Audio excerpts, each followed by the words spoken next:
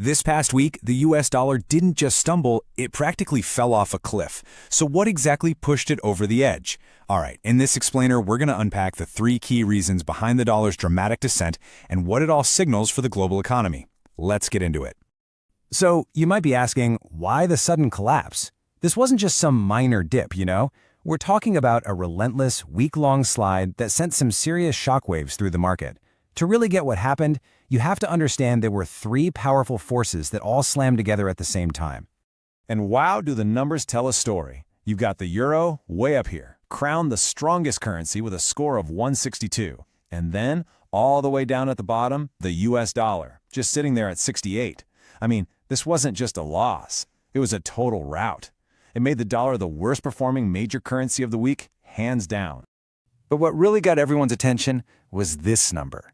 The US dollar index, which is kind of like a report card for the dollar's health, it just crashed right through the 99.00 mark. See, in trading, these big round numbers, they're like psychological barriers. Once you break through one, it's like a dam bursting. It tells the whole market the old floor is gone, and that just unleashes a fresh wave of selling. And boom, we hit a 15-month low. So what was the first domino to fall?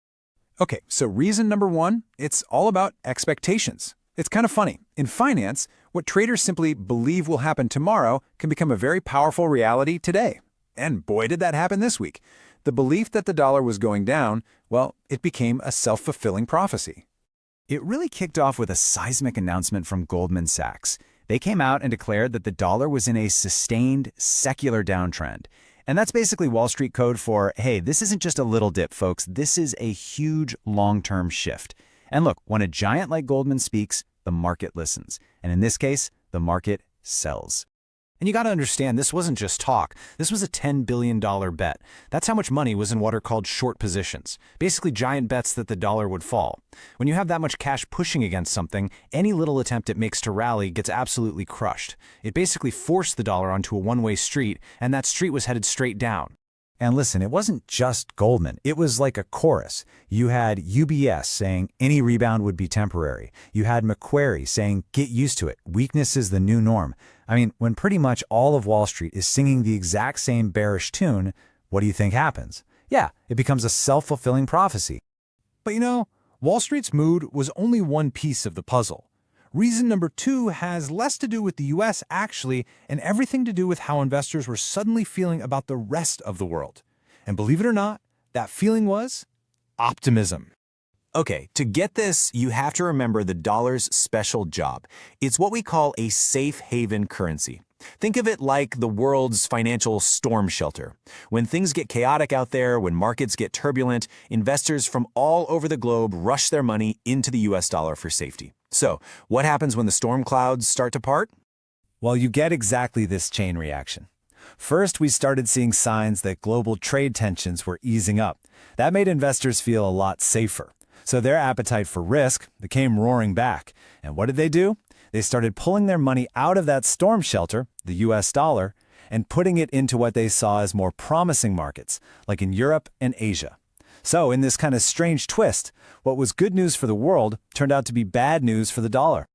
And that brings us to our third and final reason. This one's a bit different. It's a slower, quieter trend, but honestly, it might be the most powerful of all. This is all about the long game being played by the biggest money managers on the planet. So you have the really big players, and I mean the biggest players on the field. We're talking huge pension funds, massive asset managers. They're starting to look at their portfolios and rethink just how much money they have tied up in the US dollar.